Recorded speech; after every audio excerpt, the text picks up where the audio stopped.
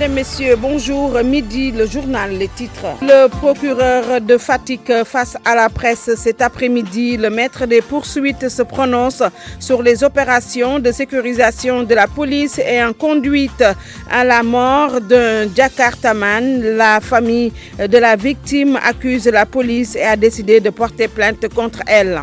La plainte contre Nafi Ngom Keïta n'a aucune chance d'aboutir. Propos de professeur Ngouda Mboup, vous l'entendrez expliquer la double immunité de l'ancienne présidente de l'OFNAC.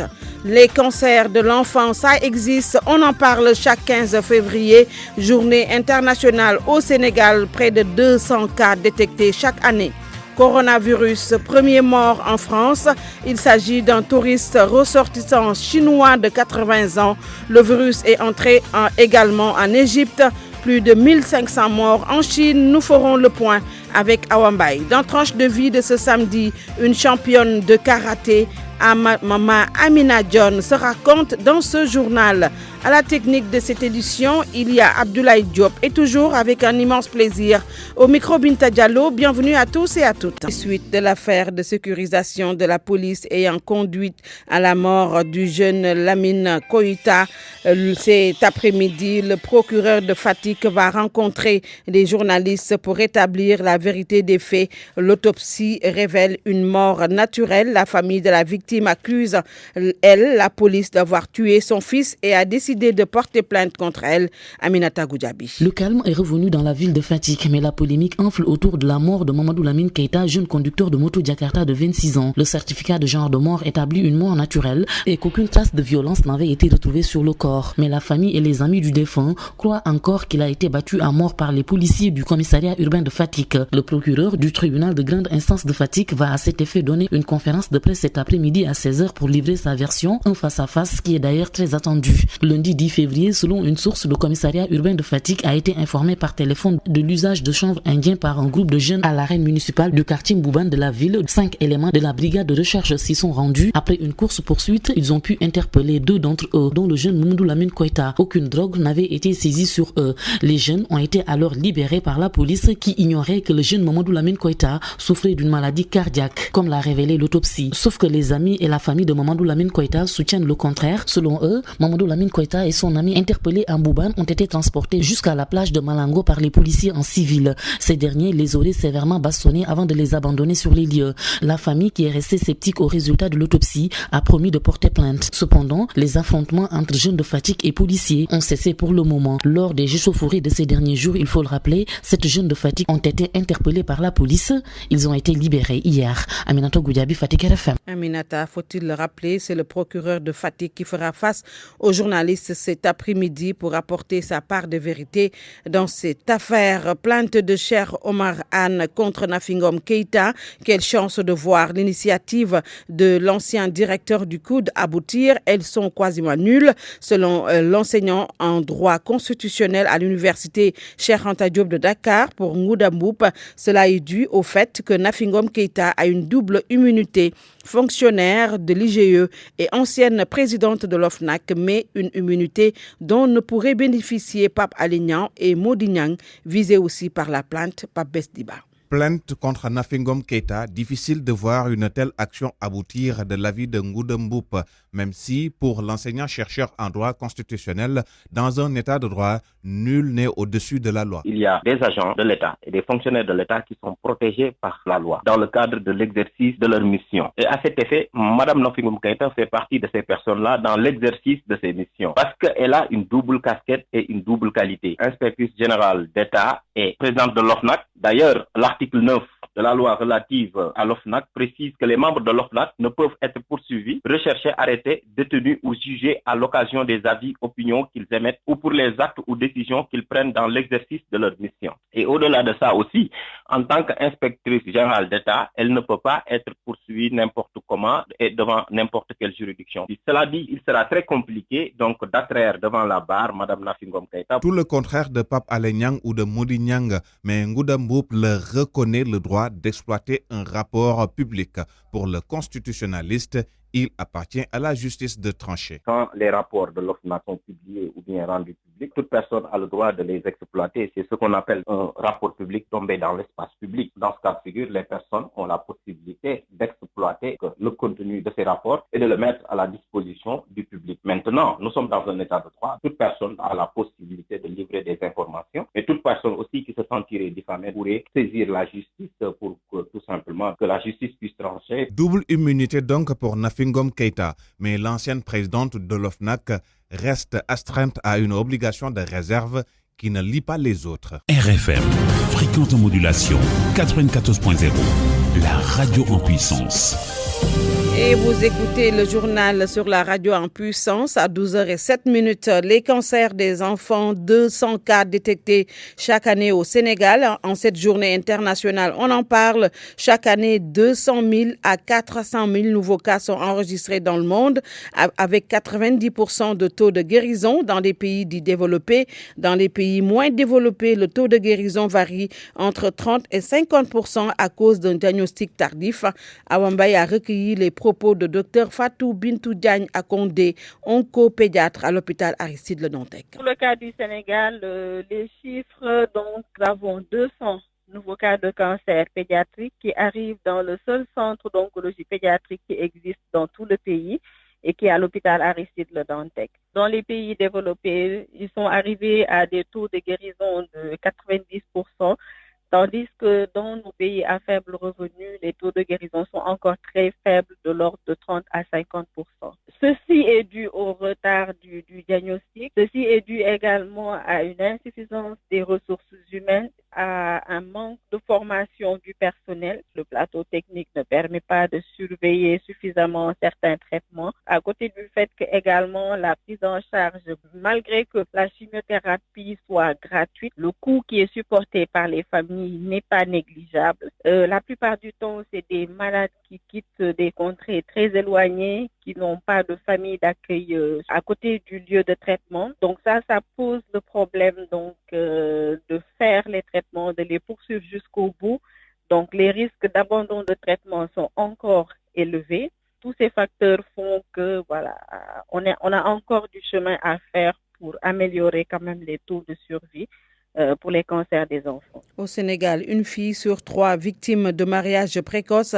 C'est ce qui ressort d'une étude réalisée par l'université Gaston Berger de Saint-Louis. Les conséquences sont alors fâcheuses entre mortalité maternelle, cas de fistule et abandon scolaire. Fatou Diop Sall, coordonnatrice du groupe d'études et recherche genre et société à l'université Gaston Berger de Saint-Louis, au micro de Ibrahima Diamé. Nous avons constaté avec beaucoup d'autres acteurs internationaux comme ONU Femmes, comme UNICEF, comme UNFPA, que la prévalence des mariages d'enfants reste élevée et concerne 49% des jeunes africaines et aussi des jeunes africains, parce que les garçons aussi, il y en a qui sont concernés. Et nous avons aussi constaté avec les multiples recherches, comme les enquêtes démographiques et de santé, que c'est une pratique qui a beaucoup de conséquences néfastes sur les jeunes filles, avec des conséquences sur la santé, avec beaucoup de cas de fistules,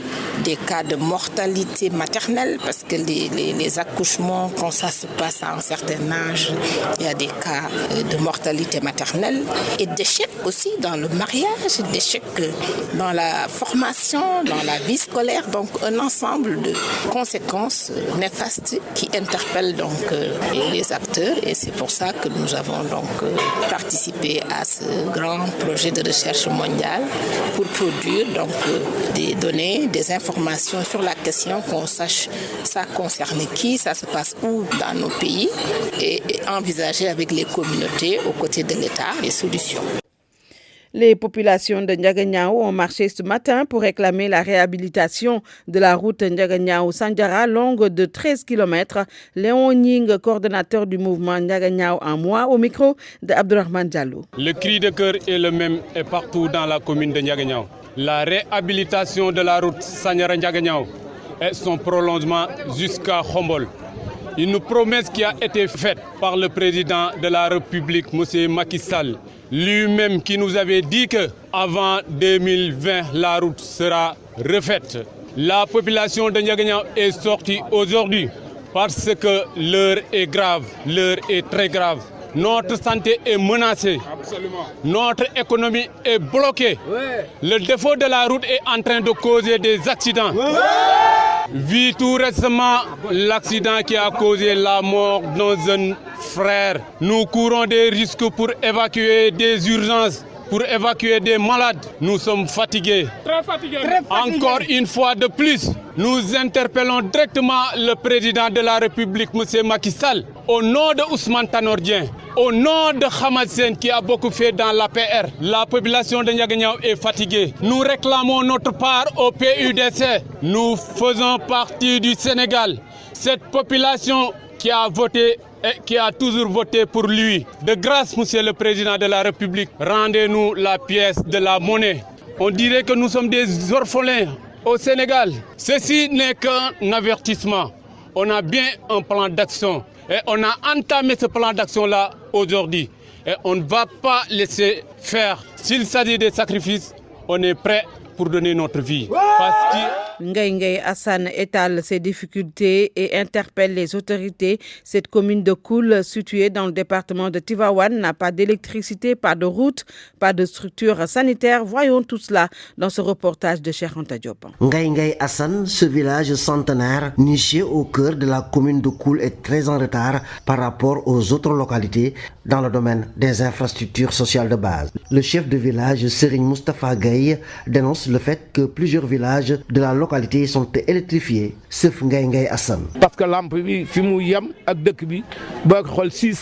nous sommes presque à 600 mètres de Thiar. Regardez, c'est pas aussi loin. Le directeur de l'ASER pouvait nous offrir 4 poteaux. On aurait pu avoir de l'électricité. Et il s'y ajoute le manque d'infrastructures sanitaires. Katim Touré est l'infirmier chef de poste de Khandan.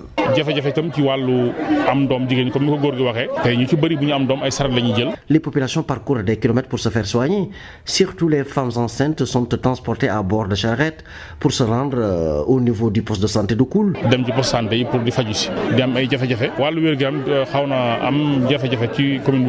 La situation est aggravée par un problème d'accès. Le village est très enclavé. Mamadou Ndiaye, porte-parole des jeunes. Ils ont construit une route latéritique de Koul à Ndiayenlak. Il reste 1 kilomètre pour accéder au village. À en croire les jeunes du village, l'heure est surtout à la mobilisation pour la modernisation de ce village situé à 2 km de Koul et 12 km de Mer. RFM Thiès, Cheikh Anta Diop. L'ONG 3D apporte un soutien financier aux couches défavorisées par le conflit casamançais, près de 500 millions de francs CFA pour des blocs maraîchers et le renforcement de capacité de la chaîne de valeur de la production à la commercialisation. Ziguinchor, Laminba. Le leadership économique est toujours dévolu aux hommes dans beaucoup de parties de la région de Ziguinchor qui gardent encore les stigmates du conflit. L'ONG 3D veut inverser la tendance en lançant le programme Moussol Kagolum. Son objectif est d'accompagner les femmes sur tout le processus de la chaîne de valeur dans le domaine du maraîchage. 400 millions vont être injectés pour la réalisation de plusieurs blocs maraîchers dans l'arrondissement de Niassia. Moundiaï Sissé, coordinateur de l'ONG 3D. C'est un projet qui accompagne les femmes sous forme de mise en place de blocs pour la transformation des produits agroalimentaires, mais également de renforcement de capacité. Donc avec d'autres actions connexes de renforcement dans toute la chaîne de valeur, de la production à la commercialisation des produits agroalimentaires. Booster l'économie locale, mais renforcer également le leadership économique et politique des femmes. C'est une doléance longtemps consignée dans les plans locaux de développement qui vient d'être prise en charge de la vie d'Elisabeth Sagna. Elle est la présidente du regroupement des femmes de l'espace communal de Enampor. Bon, on l'accueille avec enthousiasme et avec joie parce qu'on a beau crier dans les PAI. Les femmes travaillent déjà dans les blocs par leurs maigres moyens. D'autres mettent même des bâtons pour clôturer leur bloc maraîcher. Et d'autres ont des puits de 17 à 20 mètres. Donc c'est tellement difficile de travailler dans ces conditions. Le projet envisage d'évaluer l'intervention dans 2 ans. De son extension dépendra les résultats qui seront engrangés dans cette phase pilote. Lamine Ba, Ziguinchor, Radio Futur Média. La rédaction de l'histoire générale du Sénégal fait toujours grincer des dents. Les Baol regroupés au sein du collectif Arsounou Baol sont frustrés de la place accordée à cet ex-royaume par professeur Ibader Thiam qu'ils disent tenir pour responsable devant le tribunal de l'histoire. Birima Ndiaye est le porte-parole au micro de Babacar Diouf. Nous autres Sénégalais avions l'habitude de lire notre propre histoire à travers des œillères occidentales à notre grand regret. C'est pourquoi nous avions salué à sa juste valeur le projet d'écriture de l'histoire générale du Sénégal confié au professeur Ibader Thiam. Cependant, à la lecture des premiers volumes parus, notre surprise a été grande de constater que le Baol y a été traité comme un appendice dans l'histoire générale du Sénégal. Nous, du collectif And Taxawu Baol, en citoyen responsable, nous avons adressé une correspondance au professeur Ibader Thiam pour lui faire part de nos observations. Il nous a répondu par téléphone en précisant avoir pris bonne note de nos remarques et a promis de les transmettre au rédacteur pour prise en compte dans les volumes à venir. Nous prenons l'opinion publique à témoin que si nos remarques ne sont pas prises en compte, nous prendrons comme seul responsable et le déclarerons coupable avec préméditation devant le tribunal de l'histoire. Le ministre de la Culture et de la Communication est à Karantaba pour réceptionner une mosquée. Dans ce haut lieu de culte, Abdoulaye Diop en a profité pour demander aux imams de prier pour la Chine frappée par le coronavirus. Au micro de Max Euclid-Confani. Le président nous avait instruit avant l'hivernage de procéder aux travaux de réhabilitation de la mosquée de Karantaba qui était dans un état. Ce qui a été dit a été fait. Aujourd'hui, avec l'entreprise, avec tous les villageois de Karantaba, nous sommes venus ici, les habitants de Karantaba, pour procéder à cette opération. C'est l'occasion pour nous de prier le vendredi et dire merci au président de la République et à l'ensemble de son gouvernement. Dire c'est ça la politique de structuralisation du pays. Le président Macky Sall voudrait que partout au Sénégal où nos citoyens se trouvent, qu'on soit proche et pour apporter ce qui est leur doléance, ce qui est leurs inquiétudes. C'était l'occasion, vous savez, dans une zone de prière, quand quiconque connaît Karantaba et sa densité religieuse. Il était important pour nous de prier aujourd'hui ici, demander aux imams, aux chefs religieux de prier pour nos amis de la Chine, de prier pour que cette maladie qui est le coronavirus puisse être tombée. RFM. L'actualité internationale. La France enregistre son premier décès de coronavirus, premier mort hors Asie. Un touriste ressortissant chinois de 80 ans a finalement été emporté par le virus. Un cas également en Égypte, premier cas enregistré en Afrique. La Chine, elle, impuissante face à un bilan qui évolue, plus de 1500 morts. Le point avec Awambay. Un patient infecté par le coronavirus hospitalisé à l'hôpital Bichat à Paris est décédé. C'est un touriste chinois de 80 ans selon la déclaration de la ministre française de la Santé. Donc, c'est le premier mort hors d'Asie. Du côté du continent africain, on enregistre le premier cas de coronavirus et c'est en Égypte. C'est un ressortissant étranger de nationalité chinoise hospitalisé et mis en quarantaine aujourd'hui. Selon le ministre égyptien de la Santé, la personne porteuse du virus ne présente pas de symptômes et a été transférée par ambulance spéciale à la zone de quarantaine située à 300 km d'Alexandrie. D'après l'Organisation mondiale de la santé, l'état du patient est stable. Aujourd'hui, le bilan de l'épidémie du nouveau coronavirus a dépassé samedi 15 février 1500 morts en Chine et près de 66 000 cas de contamination. Tout de suite, la page des sports, ce sera avec Youssouf Bodjon. Bonjour Youssouf. Bonjour Binta et bonjour à tous. Football Ligue 1 sénégalaise, la 10e journée démarre cet après-midi. Un match au programme ce samedi. Jaraaf Ndiambour de Louga, match prévu à 17h au stade Amadou Barry. Les Verts et Blancs de la Médina sont 4e avec 14 points. Ndiambour est 11e et compte 9 points. La suite de la 10e journée de Ligue 1 demain dimanche à 17h.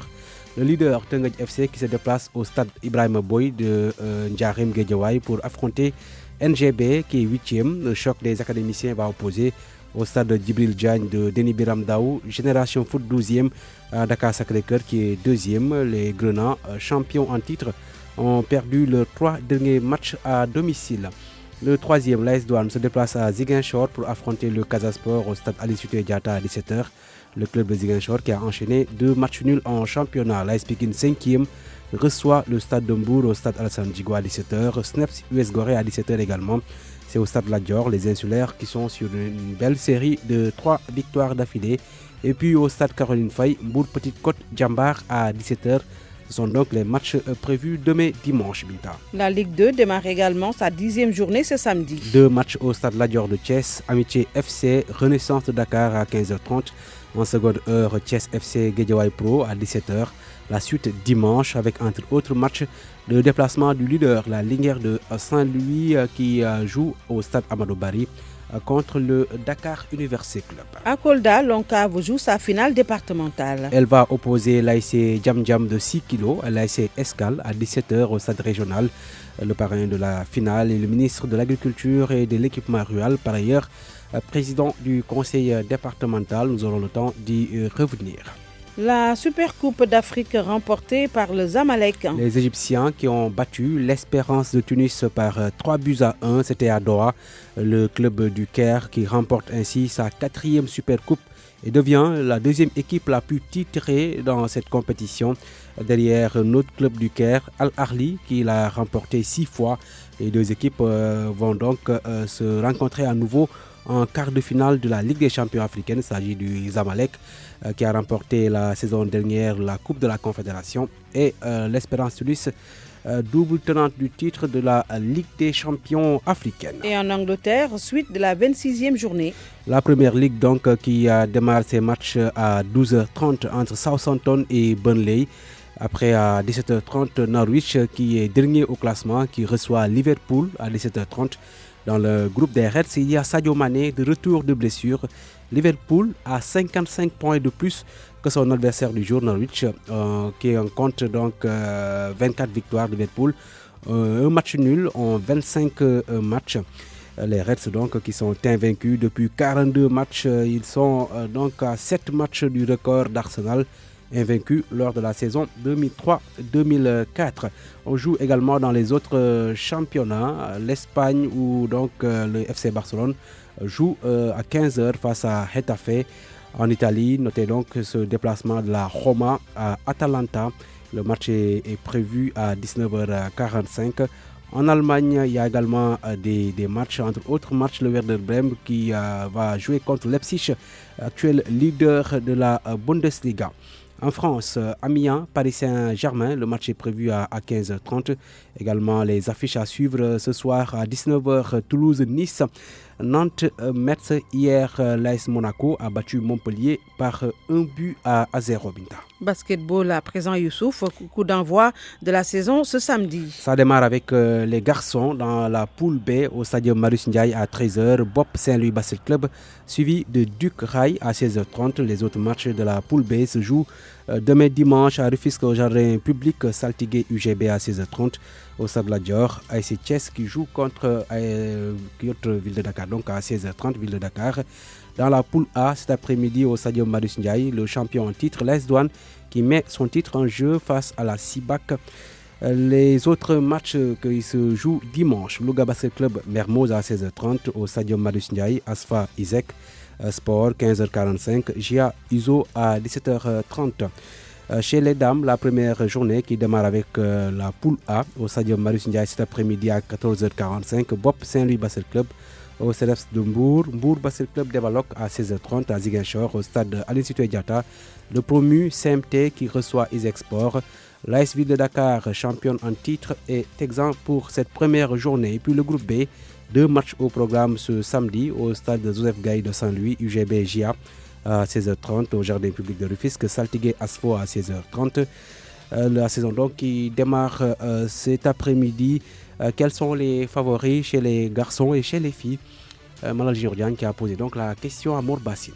Chez les garçons, il y a l'AS Douanes qui est championne en titre, qui a réalisé l'année dernière le doublé Coupe et Championnat. et c'est l'équipe qui va représenter le Sénégal à la Basketball African League. Donc c'est l'AS Douanes qui est, à mon avis, favorite pour le titre de champion. Derrière, il y aura sûrement des équipes comme le Dakar University Club qui a disputé l'année dernière 2 finales nationales, championnat et Coupe du Sénégal, perdu devant l'AS Douanes. Donc il y aura le Duc, il y aura des équipes comme Saint-Louis Basket. Chez les dames, il y aura l'AS Ville de Dakar qui est championne du Sénégal en titre, qui a réussi le doublé l'année dernière, Coupe du Sénégal et championnat. Il y aura aussi des équipes comme le Dakar University Club qui a un nouveau coach, de nouvelles joueuses. Il y aura l'équipe de l'Isec Sport qui s'est renforcée pratiquement sur toutes les lignes. Il y a Andaï Sen qui a signé là-bas, les Khadija Toudja. Il y aura évidemment Saint-Louis Basket Club qui joue chaque année les grands rôles dans ce championnat. Je peux dire depuis 10 ans, Saint-Louis Basket dispute au moins une demi-finale ou bien une finale par saison. Donc il y aura ces 4 équipes-là. Il y aura ces 4 équipes. Bien entendu, il y aura le Djarab, Jeanne d'Arc, Débolog, mais aussi l'Asfo qui a fait une excellente saison l'année dernière. À mon avis, ce sera un championnat du niveau des garçons ou bien des filles très très très relevé cette année. Morba Signan, notre confrère du journal Record, le championnat donc Binta de basket qui démarre cet après-midi. Youssouf Bodian, notre monsieur sport, merci. RFM, la radio de toute l'actualité. Dans Tranche de vie de ce samedi, une championne de karaté, Maman Amina John, se raconte dans ce journal avec Nongoka. Maman Amina John, que nous allons écouter, c'est tout de suite. Au dernier championnat d'Afrique de karaté à Tanger, elle a occupé la 3e marche du podium en individuel chez elle à Yeumbeul 3 jours après son retour. Maman Amina John brandit fièrement ses médailles. Ça c'est l'or, l'autre c'était en individuel. Au Maroc, Maman Amina John et ses coéquipières ont hissé le drapeau national sur le toit du karaté africain. En équipe, elles ont remporté la médaille d'or. Faisons toujours de bons résultats malgré les conditions difficiles. Pour la jeune fille de 22 ans, tout est allé très vite. En 2016, elle débute sa carrière au dojo d'Aradji à Yeumbeul. En 4 ans, elle est parvenue à imposer sa domination sur les tatamis, d'où ses multiples médailles.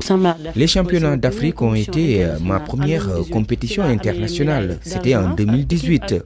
J'avais gagné là-bas la médaille d'or en équipe et en individuel. C'était au Rwanda. En 2018 aussi, j'étais au championnat du monde en Espagne. Mais là-bas, c'était pas fameux. 2019, j'étais au championnat d'Afrique au Botswana et j'ai été double championne d'Afrique. 2018 aux Jeux africains avec une médaille de bronze.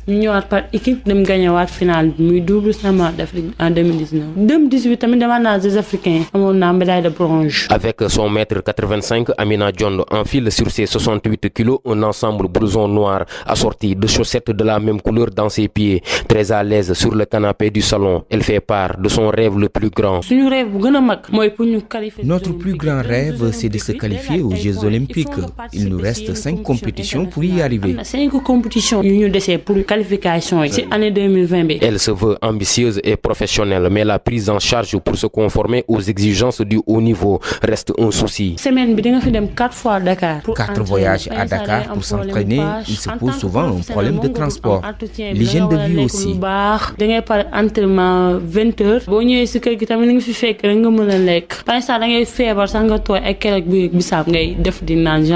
Un autre casse-tête existe pour la compétitrice. Elle n'a jamais reçu de prime de campagne depuis ses débuts. On ne nous paye que des per diem qui n'atteignent même pas 100 000 francs. Dans ma carrière, je n'ai jamais reçu de prime. Cependant, le non-paiement des primes ne décourage pas sa maman. Koura Cissé fonde beaucoup d'espoir sur sa fille. Il y a 1 an, Amina John n'est plus un cœur à prendre. Son époux vit actuellement en Espagne.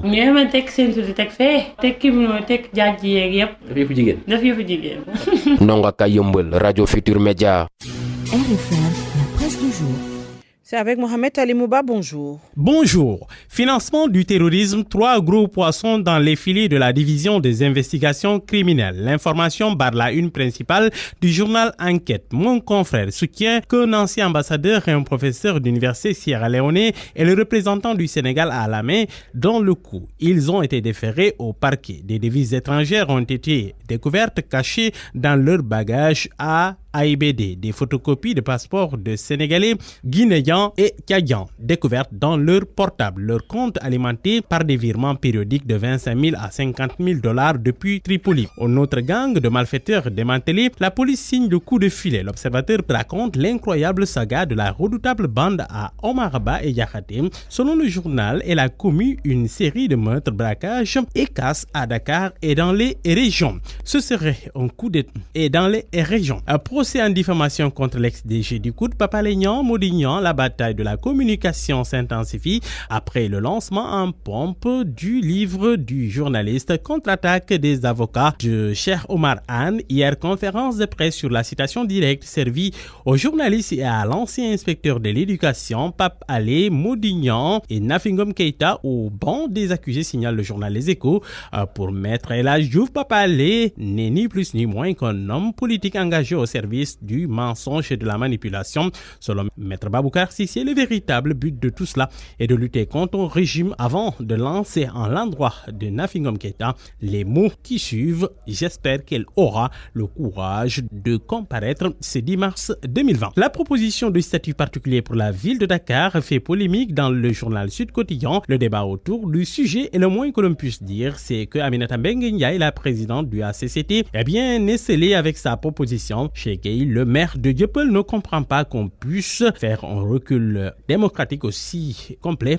Le maire de la commune de Liberté, Santi Agne, se demande s'il faut limiter cette proposition à seulement Dakar. Ce serait un coup d'État constitutionnel, avertit le journaliste analyste politique Ibou Fall. Si Macky Sall réussit à faire passer cette loi, ce sera comme si les militaires, ne supportant pas Macky Sall, débarquent au palais pour le déloger. Abdoulatif Coulibaly, l'histoire en marche, c'est le titre de son dernier ouvrage. Dans cet ouvrage qui va être présenté aujourd'hui, le journaliste de la Nouvelle Alternance vante les mérites du régime du président Sall. Pour l'Observateur, Latif passe de voix du peuple à écrivain du président. Attention, l'érosion côtière bouffe peu à peu Gorée. Chaque année, l'île mémoire de la souffrance du peuple noir perd 0,13 mètres. Titre de l'Observateur, Gorée, l'avancée de la peur. À un mois de la fin de leur prestation, Agence en perspective, c'est le titre que choisit le journal Le Quotidien pour alerter le directeur général Biram Faye de dire que nous travaillons à la pérennisation de l'institution. Coopération Sénégal-États-Unis d'Amérique soixantenaire et dynamique attendue ce samedi à Dakar, le secrétaire d'État qui signera 5 accords selon le journal Le Soleil. Les contours de la visite de Mike Pompeo, 18 entreprises américaines souhaitent s'installer au Sénégal selon mon confrère. Bonne lecture à tous. RFM Midi. RFM Midi. Binta Diallo. C'est la fin de ce journal. Rappel des titres. Le procureur de Fatick face à la presse cet après-midi. Le maître des poursuites va se prononcer sur les opérations de sécurisation de la police ayant conduite à la mort d'un Jakartaman. La famille de la victime accuse la police et a décidé même de porter plainte contre elle. La plainte contre Nafingom Keïta n'a aucune chance d'aboutir. Propos de professeur Ngouda Mboup, vous l'avez entendu expliquer la double immunité de l'ancienne présidente de l'OFNAC. Les cancers de l'enfant, ça existe, on en parle chaque 15 février, journée internationale. Au Sénégal, près de 200 cas détectés chaque année. Coronavirus, premier mort en France, premier décès hors Asie. Il s'agit d'un touriste ressortissant chinois de 80 ans. Le virus est entré également en Égypte. Plus de 1500 morts en Chine. Nous avons fait le point avec Awambaye. À la réalisation de ce midi, il y avait Barthélémy Ngom. À la technique, Abdoulaye Diop, 13h, El Hadj Date Diop. Tout de suite, Khalab Mag, les actualités culturelles avec Anna Rocha.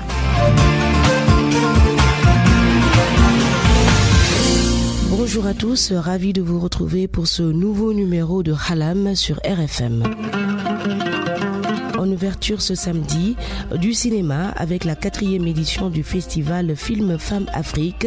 Femmes en résistance, c'est le thème retenu pour cette édition 2020. 60 films qui dénoncent les abus sur les femmes seront projetés du 21 au 29 février. Pour la compétition officielle, 12 longs métrages et courts métrages ont été sélectionnés. Les organisatrices étaient en conférence de presse hier Martine Ndiaye est la présidente du festival. Nous souhaitons contribuer à la lutte pour l'égalité des droits entre hommes et femmes. Nous voulons repenser la place de la femme dans la société et face aux violences faites aux femmes, aider les femmes à rompre le silence parce que c'est vraiment très important. Dans un film, l'histoire de la femme, ça peut être... Le spectateur peut se voir dans la personne qui est dans le film et peut se dire mais si elle fait ça, mais moi aussi peut-être je pourrais faire ça ou je pourrais trouver de l'aide dans telle situation. On veut aussi que ces exemples de femmes africaines soient vraiment des exemples et puissent conduire aussi le public ou les hommes aussi à, si on passe des films quelquefois sur les violences faites aux femmes, on veut aussi que ce soit une prise de position des hommes et se dire mais quand même la femme ne doit pas être considérée comme ça, quoi. Le festival Film Femmes Afrique a une portée internationale, initiative qui a du mérite selon le directeur de la cinématographie du Sénégal.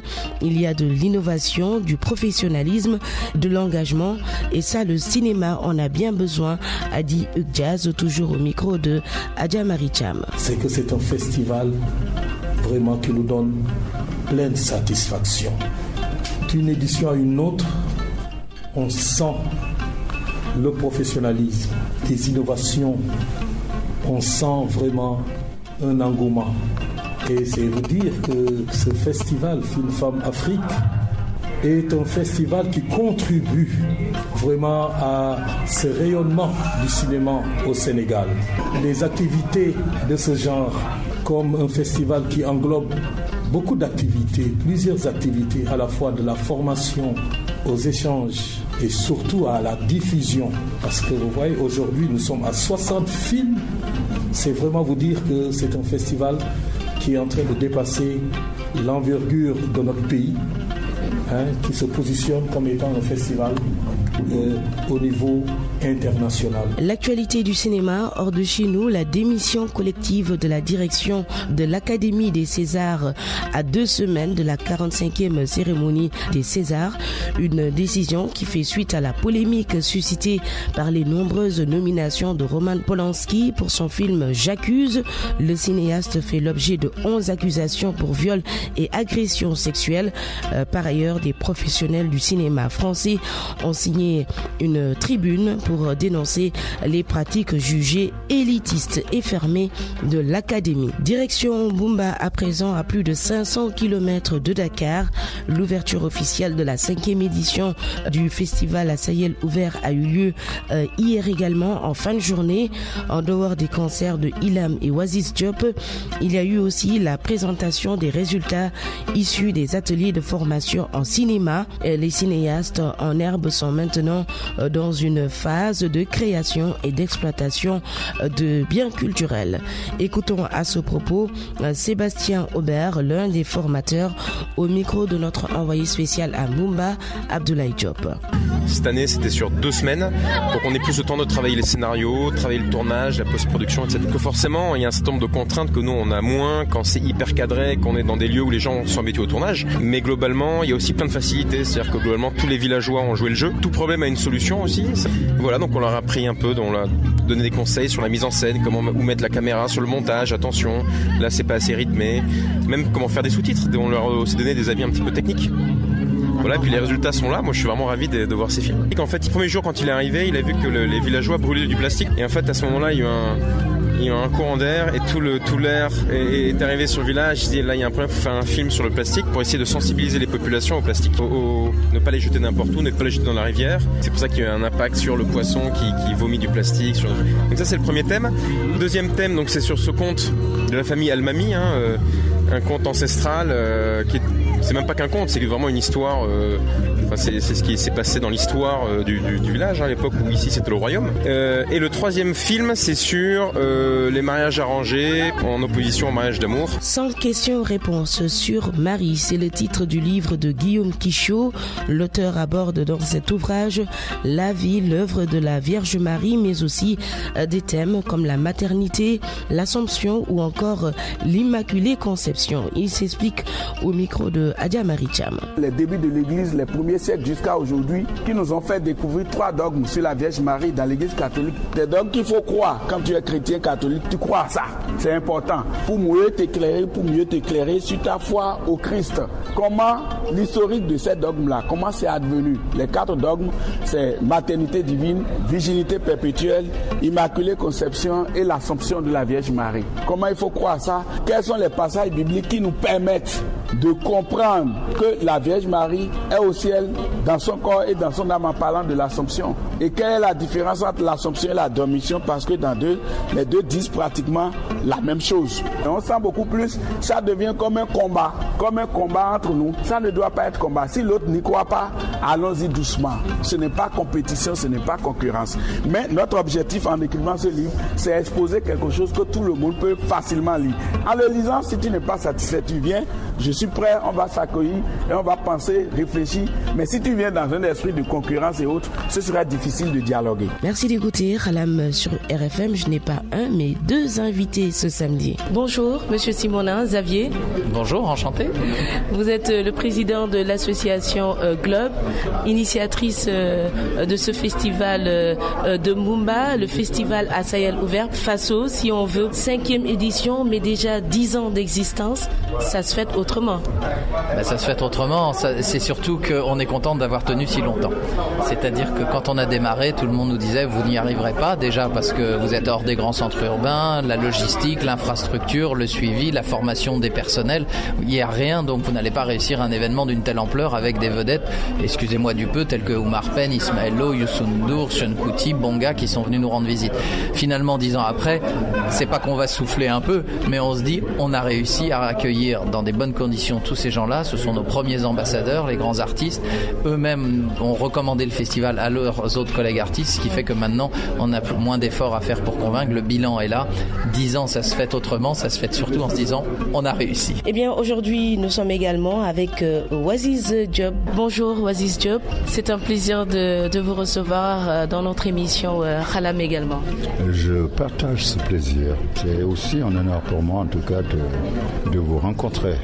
Auteur, compositeur, on ne vous présente plus. Pour la première fois, vous allez vous produire sur la scène de Bumba, du festival à Sahel ouvert, à plus de 500 km de Dakar. Qu'est-ce qui vous a motivé à accepter cette invitation de Xavier Simonin? Moi, je pense que tout ce qu'on fait dans la vie obéit à quelque chose de magique qu'on appelle la rencontre.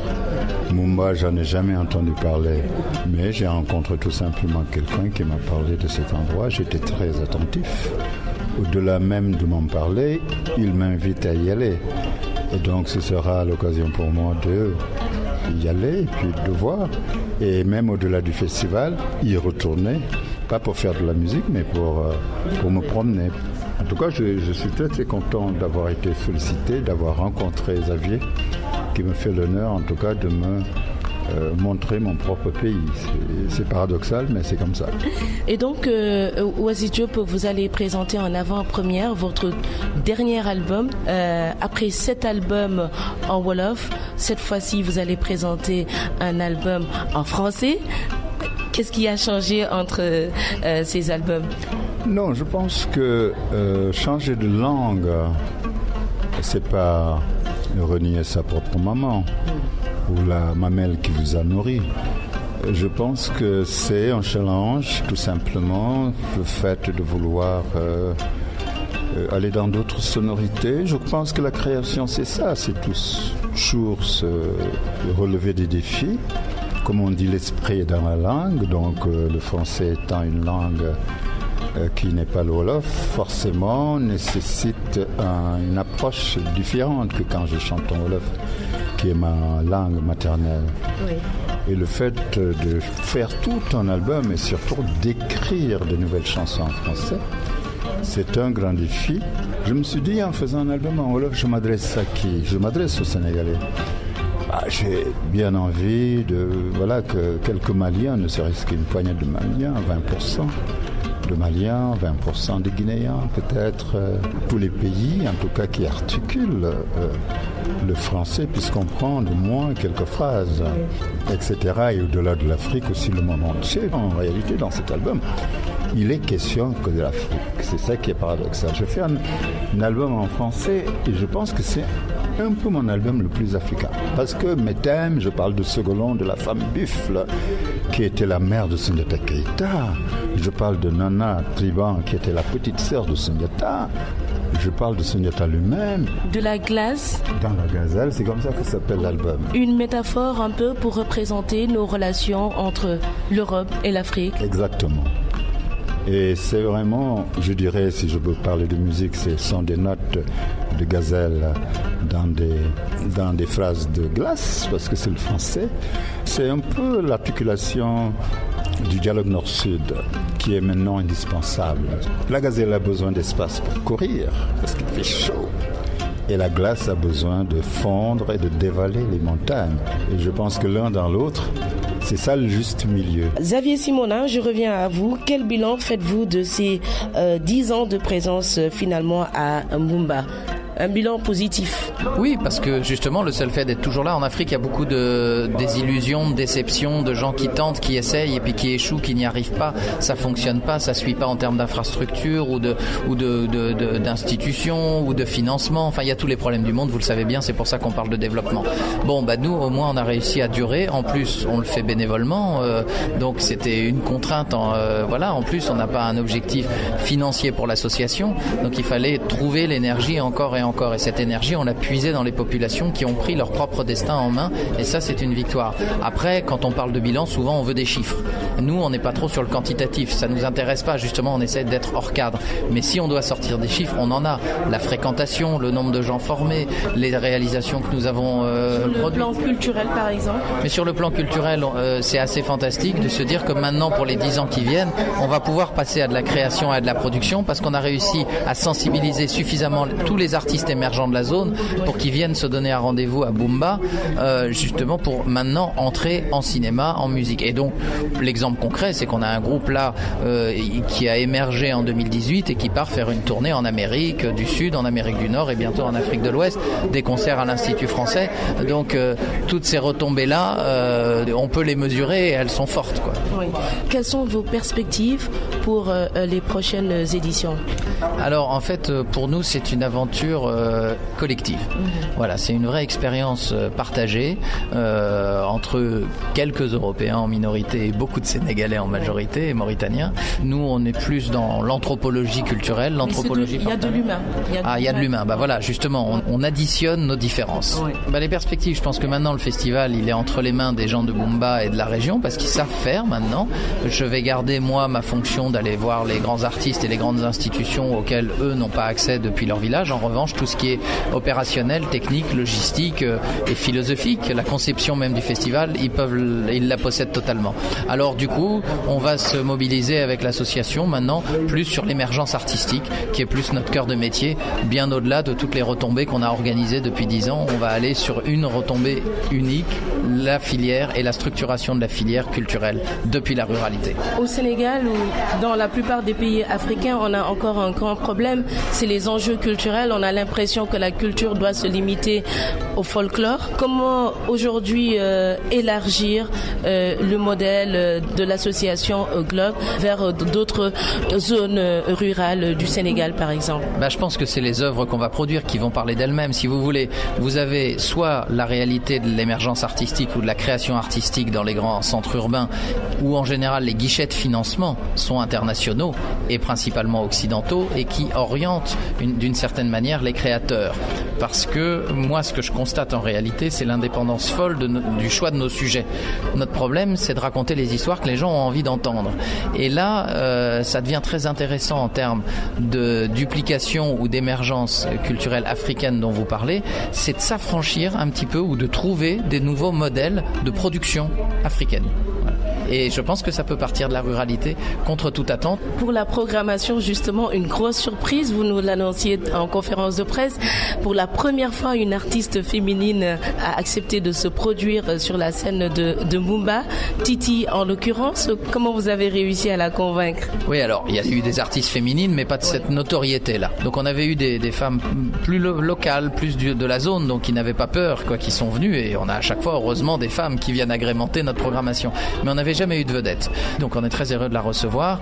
En fait, je l'avais déjà approchée il y a quelques années pour un autre festival, et puis pour des raisons de personnel, ça n'avait pas pu se faire, mais déjà, c'était la seule qui avait un peu répondu présent, parce que j'ai toujours Alors, bon, quelquefois, c'est aussi des questions de planning, d'agenda, de management. Je peux pas dire que les femmes ne veulent pas, ou que nous, on veut pas des femmes. Non, on a essayé plusieurs fois de se fiancer, mais on n'a jamais réussi à se marier. C'est la première, Titi, avec laquelle le festival va se marier, et on est très heureux de l'accueillir. Oasis Diop, vous représentez bien ce dialogue nord-sud dont vous parliez tout à l'heure, à travers notamment votre fille Mati Diop.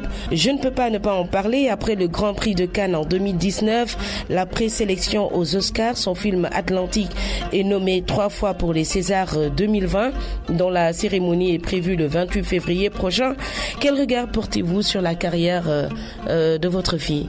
Mais je vais vous décevoir, aucun regard. Tout ça est tout à fait naturel. Je pense qu'il ne faut pas prendre les choses qui sont tout à fait simples et naturelles comme des événements. Moi, je n'en attendais pas moins de ma propre fille, et qu'elle essaie de continuer quelque chose qui a été commencé par ses parents. Nous, on l'a accompagnée quand elle était toute petite. Elle a ouvert ses oreilles. Et parce que Mathie, au départ, voulait être musicienne. C'est extraordinaire, elle m'a piqué tous mes instruments. Et à un moment donné, elle a décidé plutôt d'aller vers le cinéma. Elle a bien fait d'ailleurs. Et du coup, moi, je regarde ça comme une chose tout à fait naturelle. Je ne suis pas ni étonné, ni subjugué par son succès. Je pense que c'est quelque chose qui est de l'ordre du naturel. Voilà. Vous lui prédisez une aussi belle carrière que Djibril Diop? Les disciples sont un peu faits pour dépasser les maîtres. Ouais. Sinon, c'est un échec pour elle. Merci beaucoup, Oasis Diop, d'avoir répondu à nos questions. Merci à vous. Merci de votre sourire. Et merci beaucoup, Xavier Simonin, d'avoir répondu à mes questions. Merci à vous d'avoir suivi. Bon week-end à tous.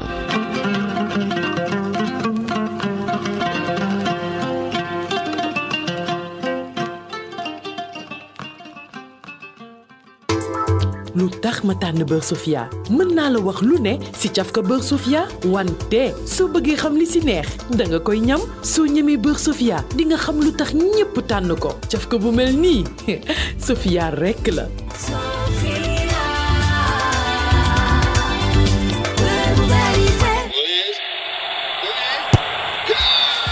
Soyez prêts à parier avec OneXBet. Gagnez gros. Pariez et gagnez avec OneXBet. Pariez et gagnez avec OneXBet. Pariez et gagnez avec OneXBet. Pariez et gagnez avec OneXBet. Avec 200% de bonus sur le premier dépôt. Pour commencer, utilisez le code promo radio sur onexbet.sn.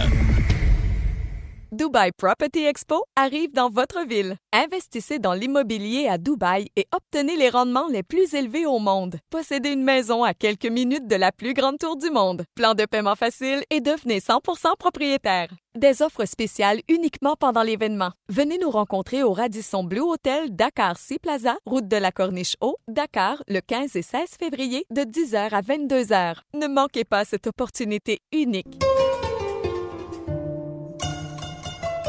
Direction générale impôt domaine DGID mooy fàttali ne ab pub délai payuk premier acompte provisionnel bu l'impôt bi ñeel société yi di IS ak it l'impôt bi jëm ci seen am di IR ca war leen ci atum 2019 boobépp ab bu mujj ci ngir pay gi fukki fan ak juróom-ñaar ci weeru février 2020 lay doon. Direction générale impôt domaine di sàkku ci yéen ñi bataaxal bi soxal nag ngeen jege ji seen centre l'impôt ba ngeen wekku ngir bépp leeral bu leen di gunge ci fay ak wàccoog seeni wareef ci wàllu l'impôt ngir yeneen xibaar woote leen ci 818 00 11 11 wala ngeen dem ci site internet bu direction générale des impôts domaine ci www.impôts-et-domaines.gouv.sn. Direction générale impôts domaine DGID administration bu méngoog jamono ngir gën leen mën a jariñ.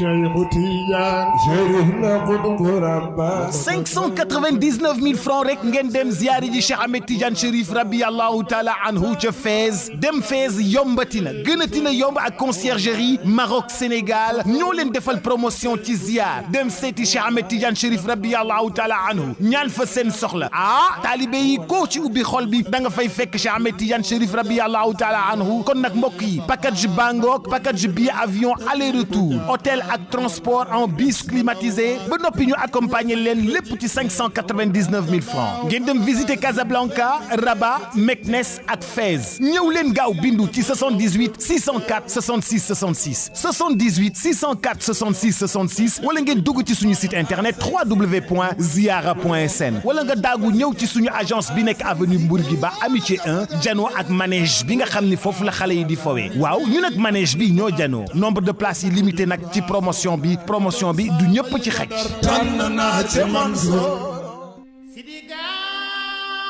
Sénégal ku ne dégg nga Adja Abi création lu ngeen jàppoon bàyyi leen ko kii mooy spécialiste su cuub ci mim réew képp ku bëgg a cuub dëgg ak cuub yu bees yi génn gis ngeen cuub Instagram de cuub Instagram mooy cuub bu bees bi génn gis ngeen cuub Twitter de est-ce que gis ngeen cuub Marème bi waaw dama ni cuub VIP 2+ génn na ñëw leen gaaw fii nga xam ni moom moo di ca Abi création Adja Abi mi ngi nekk fii ci avenue Cheikh Ahmadou Bamba maanaam ci tali HLM bi janoo ak église bi boo ñëwee ba fi nga xam ni moom la ñuy wax Baye Gaynde bu dee yaa ngi jóge marché HLM xoolal sa gauche jéggil tali bi wàccil ci église bi te jéggi tali bi bu dee yaa ngi jóge Castor boo ñëwee ba église ba maanaam ba Baye Gaynde wàccil daal di dugg ci sa droite di nga gis loolu nga xam ni moom moo di Abi création nag cuub mooy spécialité am gaa am na bazin waaye la muy cuub musukoro ba ca gaaru Bamako xam na ni cuub dëgg yaa ngi koy fekk ca Adja Abi fii ci Ndakaaru wala nga woo ko ci 77 537 68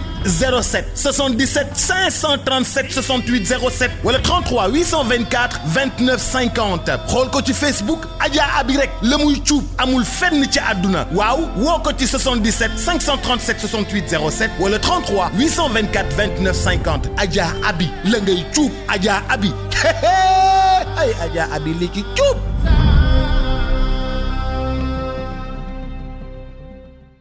sama yaay ngi rot na sama baay booy ngi rot na bala ngay xam ne démb am solo ci doomu aadama ngay dund tey gars yi fàttaliku leen démb ci musique gu démb ak Abdoulaye Diop ak man démb baax ci doomu aadama déggal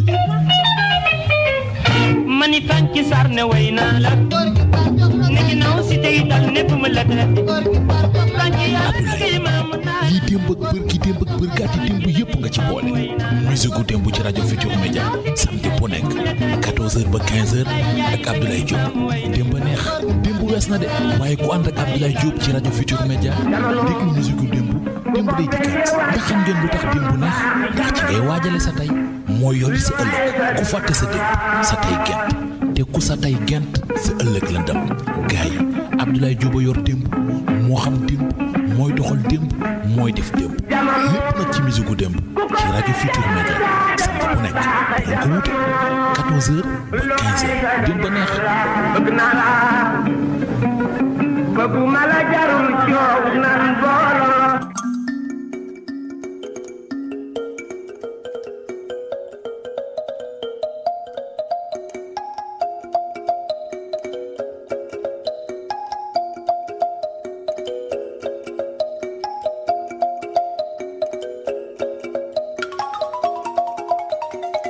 waxtu jot sënkam ci rajo Futur Média dal leen ak jàmm ci xibaar yi.